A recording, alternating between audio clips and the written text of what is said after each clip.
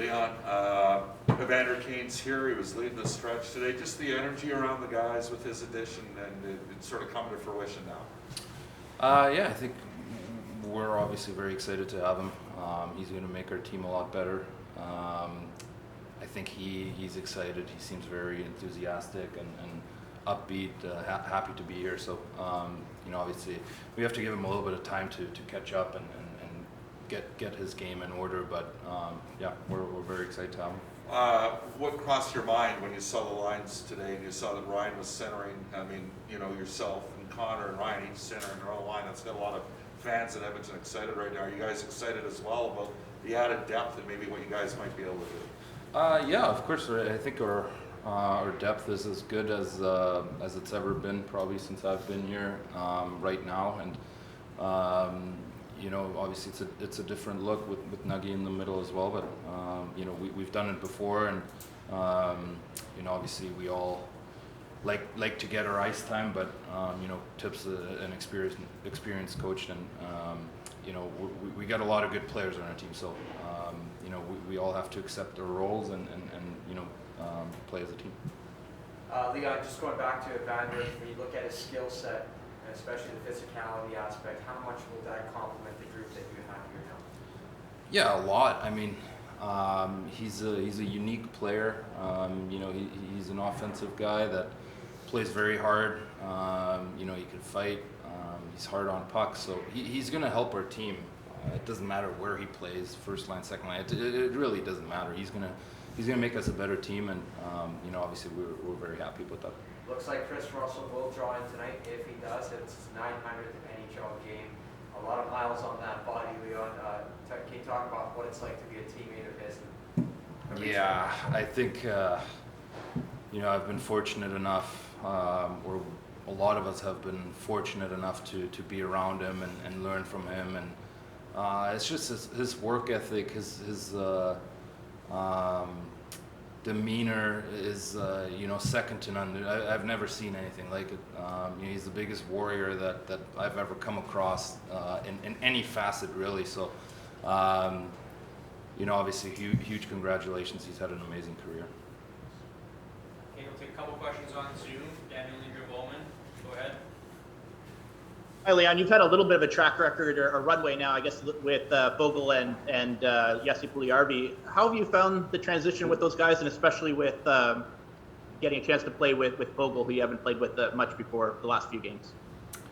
Yeah, I think we've been all right. I think we can produce a little more. We've been creating quite a few chances, I think, and it's just a matter of bearing down. But I think all in all, they're two really good players. They work very hard, both of them. Keep pucks alive and make my life a lot easier. So yeah, I enjoy playing with them. A lot of people seem to be excited or intrigued by the possibility of Ryan Nugent-Hopkins and Zach Hyman playing together. In your mind, how are they going to be an effective line for you guys? Well, they're going to be effective because they're really good players. It's three really good hockey players, and a lot of times when you put three really good hockey players together, the result is you end up with a good line, right? So, yeah, I'm looking forward to watching them. I like what this line looks like. So, yeah, I think they'll be good. Mark Spector, go ahead. Just one more on that, Leon, if you don't mind. Since you've been here, the strategy's always been get the best offensive wingers and make sure they play with yourself and Connor, so that everybody is productive. But this is a shift, right? Nugent-Hopkins now comes down the line, and Hyman goes with them, and it's spreading out. You're spreading stuff out on this team. Is this a vastly different look? Do you think this is maybe a different way to go forward for the forward lines? Well, I don't know if I agree with just stacking up the lines just so Connor and I are happy. I don't think that isn't the case at all. That never was the case. But we have the deepest team that we've had in a long time. So there's roles and there's roles that need to be accepted, and we have a lot of really good forwards right now that need their ice time, that need to play, and obviously it's going to take us a little bit of time to find the perfect role for everybody. But just from looking at the lineup, you know, it looks good. Thank you.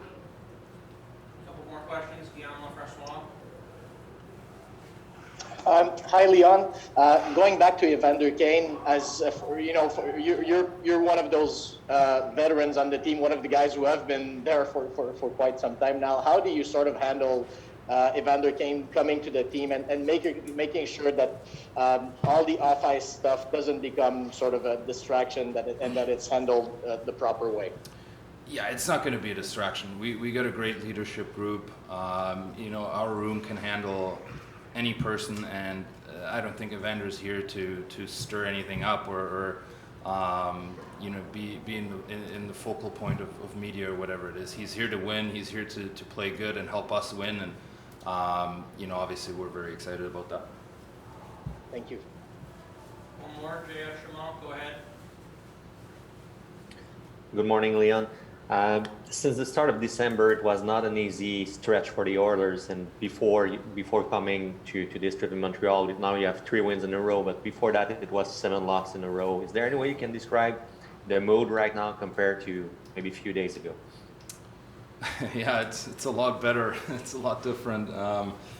But that's the way it works sometimes. You know, we've had a tough stretch, no secret. A lot of guys hurt, but that's not an excuse. Every team goes through that. But you know, we've had a good stretch of 3 games here. I think we've been playing really good, kind of finding our game a little bit again, finding our confidence, and yeah, we're looking to continue that tonight.